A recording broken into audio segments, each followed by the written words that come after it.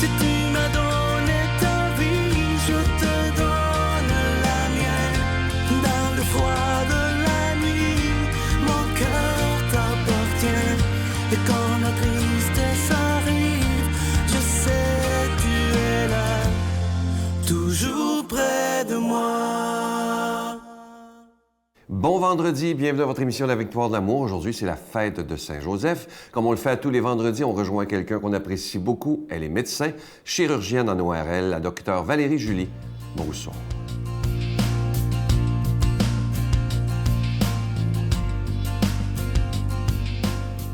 Bonjour, ici le docteur Valérie-Julie Brousseau avec la chronique Nomade du désert.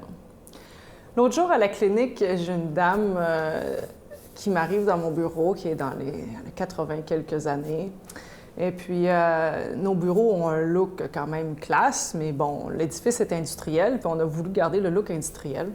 Puis la dame, elle arrive dans les bureaux, puis elle regarde ma secrétaire, mais elle dit que c'est laid chez vous, c'est froid, c'est atroce, vous avez vu les plafonds, c'est quoi ça? C'est affreux, le plancher, mon Dieu! Elle est complètement outragée, les lieux, pour elle, c'est horrible, l'horreur.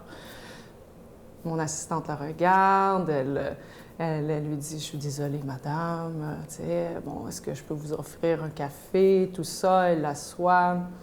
La patiente va prendre son café, je vais la chercher dans mon bureau, elle s'assoit pour qu'on s'entretienne ensemble. Première chose qu'elle me dit « Vous savez, docteur, c'est horrible chez vous, je me sens tellement tout croche, tout ça, etc. » Alors, je lui dis merci, madame, on va essayer de prendre ça en considération. C'est sûr que, tu sais, le style architectural et esthétique ne peut pas nécessairement plaire à tout le monde, mais comment allez-vous, etc. Je raconte cette histoire-là parce que ça aurait été tellement facile pour moi d'ignorer qu'est-ce que la patiente, elle a dit. Mais si la patiente, en rentrant, elle se sent mal, elle se sent pas bien, je peux bien être le meilleur docteur au monde, là. Si j'adresse pas le fait qu'elle, c'est un endroit où elle se sent pas bien, je vais pas pouvoir faire beaucoup pour elle. Parce que tout le long de l'entrevue, tout le long de l'examen, elle sera pas bien. Si elle se sent pas bien dans l'environnement physique, j'ai au moins à reconnaître ça, puis à essayer de l'aider à se sentir mieux dans la relation que je vais bâtir avec elle. Parce que je ne peux pas changer l'environnement physique où ce qu'on est toutes les deux présentement. Je vous donne cet exemple-là pour vous parler de quelque chose que j'appelle la fausse paix. Il y a un conflit, il y a quelqu'un qui n'est pas bien, quelqu'un qui n'est pas content. Puis au lieu d'accueillir qu'est-ce que la personne a dit, j'aurais pu me sentir insultée. J'aurais pu me sentir que la madame, franchement, elle n'a pas d'allure, puis essayer de la remettre à sa place. Bien, voyons, madame, non, c'est pas ça. Elle a le droit de se sentir comme elle veut, mais j'ai besoin d'une qualité de relation. Donc, je vais aller chercher la relation autrement. Si je reste dans une fausse paix, je perds tout. La patiente, elle ne se sent pas accueillie, puis j'ai rien fait de bon pour elle. Je l'ai carrément rejetée. Pourquoi? Parce qu'elle, elle ne se sentait pas bien. Elle ne mérite pas ça. Dans nos relations qu'on fait avec les autres, quand on choisit d'établir une fausse paix, plutôt que de faire face à ce qui nous est dit de négatif, puis qui des fois peut être hostile même, c'est garanti qu'on se trompe. On détruit l'autre, on détruit la relation, puis au final, on se détruit nous-mêmes, puis on perd l'opportunité d'apprendre quelque chose.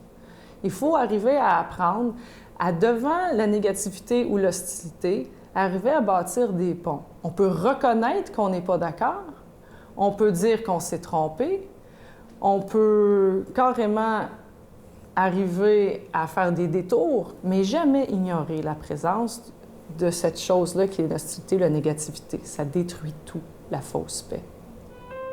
Notre Père qui es aux cieux, que ton nom soit sanctifié, que ton règne vienne, que ta volonté soit faite sur la terre comme au ciel. Donne-nous aujourd'hui notre pain de ce jour. Pardonne-nous nos offenses comme nous pardonnons à ceux qui nous ont offensés. Ne nous laisse pas entrer en tentation, mais délivre-nous du mal, car c'est à toi qu'appartient le règne, la puissance et la gloire pour les siècles des siècles. Amen. Dans le cadre des festivités du 25e anniversaire de la Victoire de l'Amour, nous vous invitons à un pèlerinage inoubliable en France, en compagnie du père Michel-Marie Brigitte Bédard, Miguel Padilla et la participation occasionnelle de Sylvain Charon. Nous visiterons Lourdes, Saint-Malo, Mont-Saint-Michel, Lisieux et Paris. Nous assisterons au spectacle musical Bernadette de Lourdes qui attire des foules du monde entier. Célébration eucharistique avec le père Michel-Marie, du 25 septembre au 6 octobre 2020. Information 1-877-277-4412.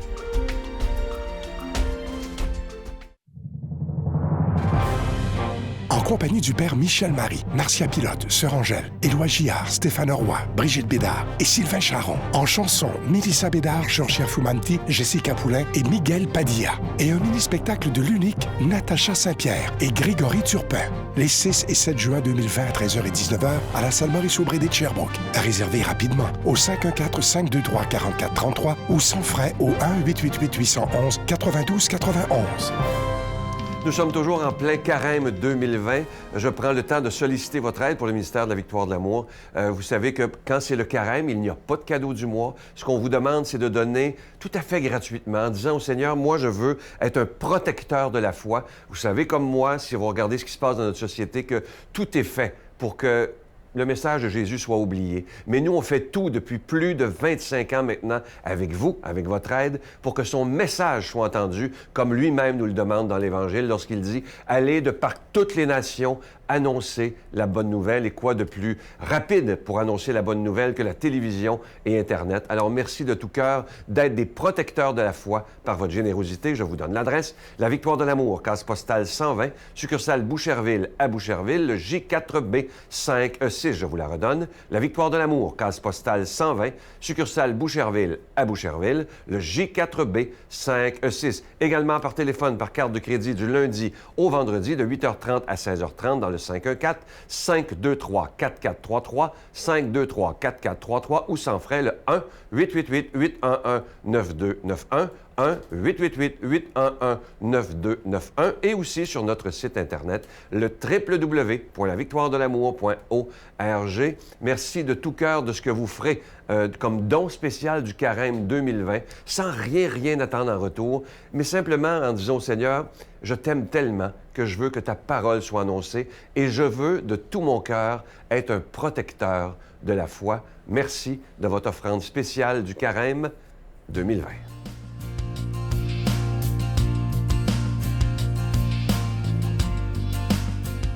Mon Dieu, donnez-moi la sérénité d'accepter les choses que je ne peux changer, le courage de changer les choses que je peux et la sagesse d'en connaître la différence.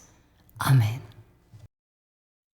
Aujourd'hui, la parole de Dieu est proclamée par quelqu'un qu'on apprécie beaucoup, l'abbé David Vincent.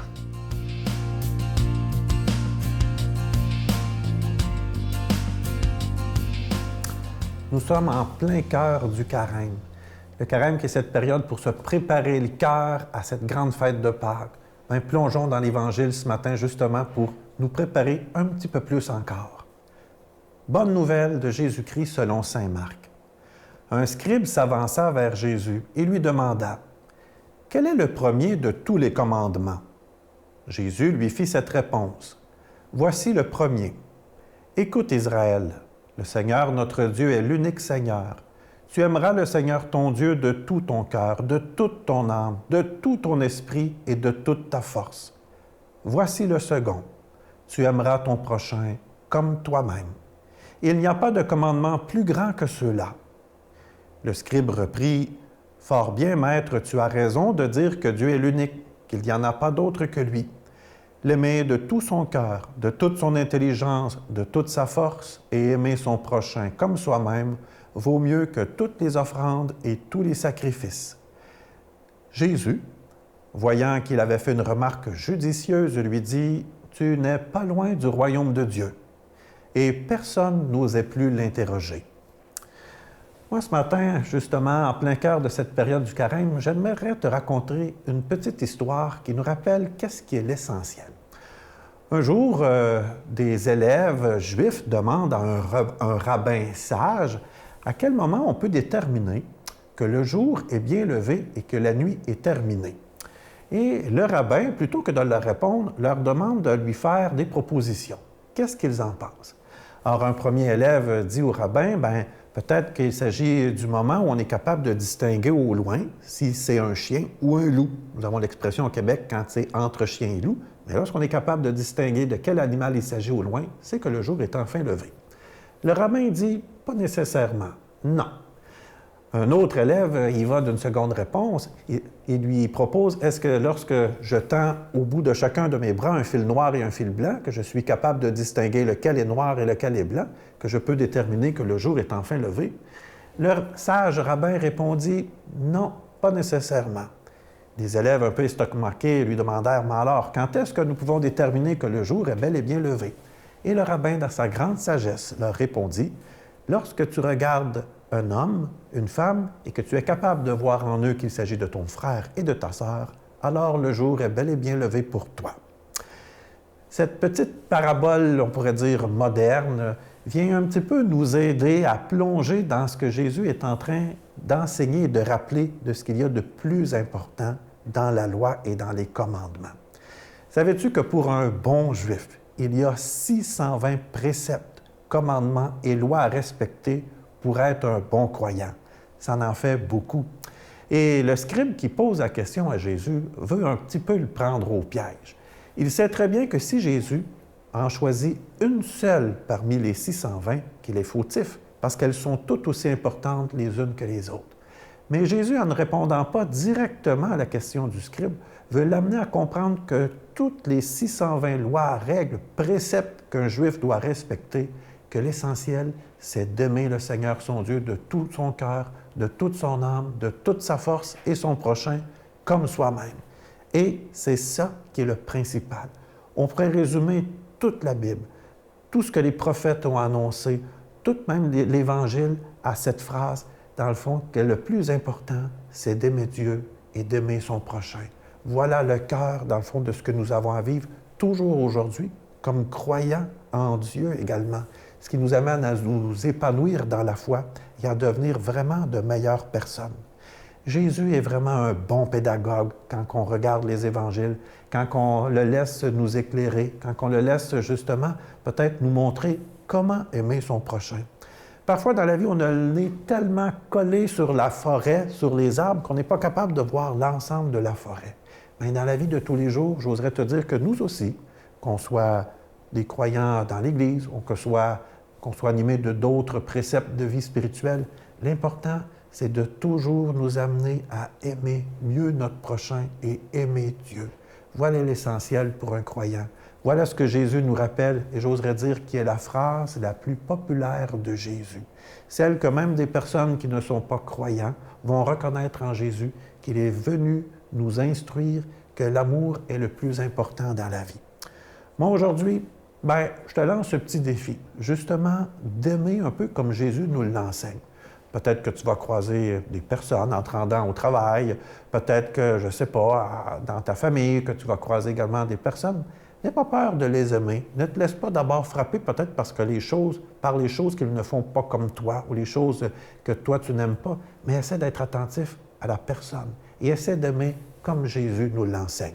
Et moi, dans ce carême, je demande au Seigneur de te bénir au nom du Père, du Fils et du Saint-Esprit. Amen. Je vous salue Marie, pleine de grâce. Le Seigneur est avec vous. Vous êtes bénie entre toutes les femmes, et Jésus, le fruit de vos entrailles, est béni.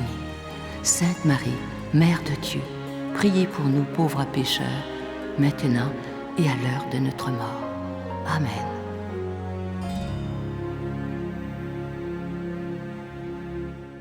Je vous invite à ne pas manquer l'émission de ce dimanche. Je reçois avec beaucoup de joie Jérôme Villot. Imaginez à quel point le Seigneur, il est puissant. Ce jeune homme-là, le rêve de sa vie était de devenir millionnaire. Il pensait à l'argent. Et un jour, il y a eu une conversion, mais totale. Et aujourd'hui, il s'occupe d'enfants autistes. Un témoignage absolument extraordinaire à quel point Dieu peut changer les cœurs. À demain. Là, je suis marié, j'ai ma femme, c'est elle que je devrais voir venir, c'est elle que je devrais désirer, c'est elle qui devrait m'exciter, c'est elle que j'ai besoin dans ma vie. Pas toutes les autres partout, là. Oh Jésus, mon Sauveur, Seigneur.